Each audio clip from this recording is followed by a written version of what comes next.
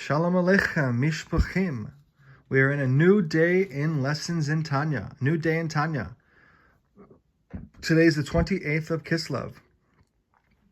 Let us begin.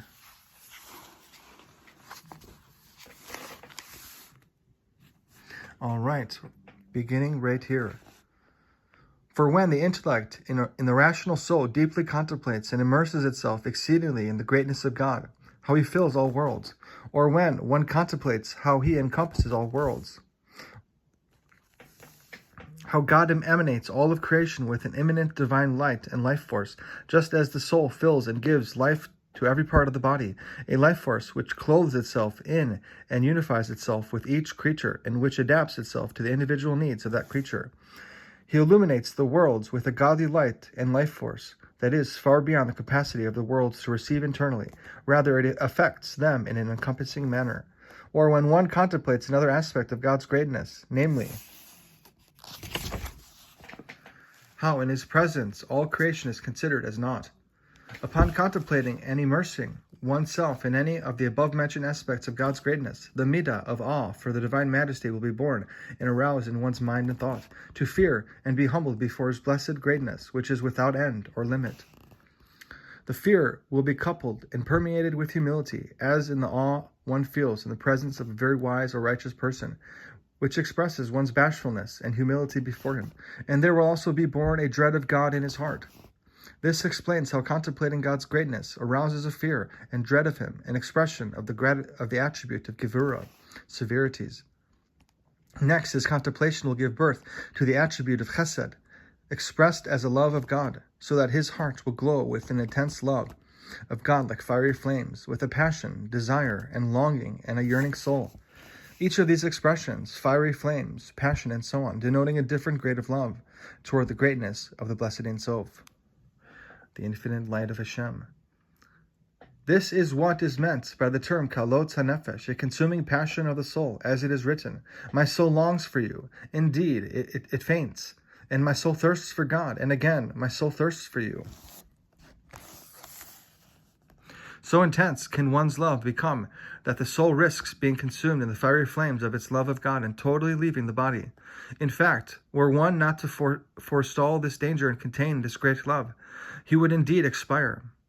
But he restrains himself so that his soul will remain clothed in his body, the only condition in which it is possible for him to fulfill his God-given mission. This loving thirst is derived from the element of fire in the divine soul, as students of natural science affirm, and so it is in Eitz Chaim, the element of fire is in the heart, while the source of the element of water and moisture is in the brain, as explained in Eitz Chaim, Portal 50. The source of the element of water is the level of Chachma, which is called the water of the divine soul. Inasmuch as the heart is the seat of the emotions of warmth, we say that it is the abode of the element of fire. In contrast, the brain, being the seat of cold intellect, calm and measured intelligence, is the source of the element of water. One can readily observe this by comparing the demeanor of an emotional person to that of an intellectual. So too, with the intellect and emotions of the divine soul, the heat and passion of one's love of God is expressed in the heart, ultimately leading him to expire in kalot hanefesh. The mind, however, remains cool. This capacity of the intellect for calm appraisal of a situation leads it to comprehend that God's intent is that the soul remain clothed in the body, so that it will be able to fulfill the Torah and its commandments. This realization cools the fiery ardor of the heart and thus prevents the soul from actually expiring in kalot hanefesh. The Alter Rebbe's discussion of the birth of midot from the intellect has thus far been countered on two emotions, love and fear of God. What of the others? The rest of the remaining 5 midot are all offshoots and derivatives of fear and love, and obviously they too are born of Chachma and Bina, as is explained elsewhere.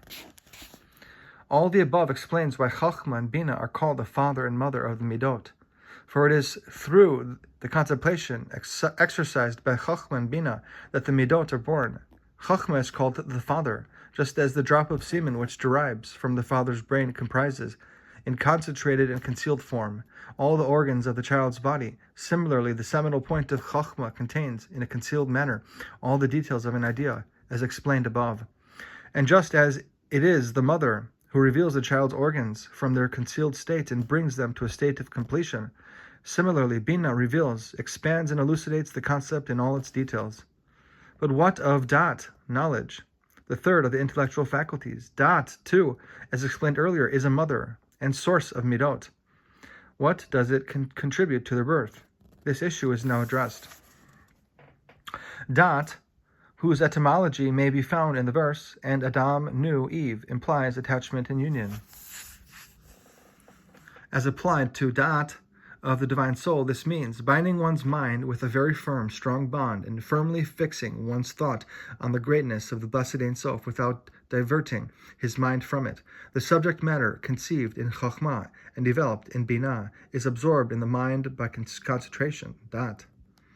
For even one who is wise, by utilizing his faculty of Chokhmah and understanding, by exercising his faculty of Binah, in the greatness of the blessed Ein Sof. Yet, unless he applies his da'at and fixes his thoughts firmly and diligently on his understanding of God's greatness, he will not produce in his soul true fear and love, but only vain fancies. He will only imagine that he fears God and loves him. True fear and love are attained only by way of da'at, of knowledge. Thus, da'at, knowledge, provides the substance and vitality of the midot, and is, therefore, termed a mother of the midot, another parent side by side with Chokhmah and Binah. It comprises chesed and gevura, that is to say, love with those other midot that are its offshoots, and fear with its offshoots. And that is the end of the reading.